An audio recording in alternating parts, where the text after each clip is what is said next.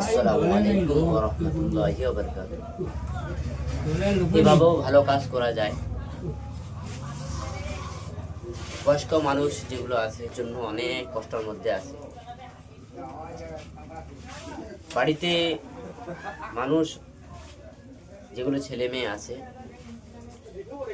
মানে খিদমত নিতে নিতে ওরাই পেরেশানি হয়ে যায়।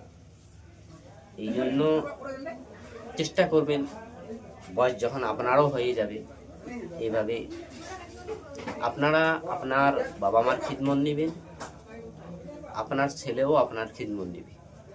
আর আপনারা যদি খিদমত না নেন ভবিষ্যৎ আপনাদেরও এই দিন আসবে, তখন আপনারও ছেলে এইভাবে সাথ দিবে না। এই জন্য বলতেছি আপনারা চেষ্টা করবেন বয়স্ক মানুষ যেগুলো বাবা মা আছে, বয়স্ক বাবা মা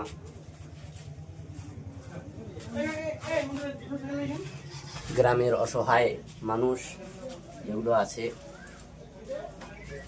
তাদের পাশে দাঁড়ানোর চেষ্টা করবেন। আল্লাহ রাজি হলে আর কিছু লাগবে না।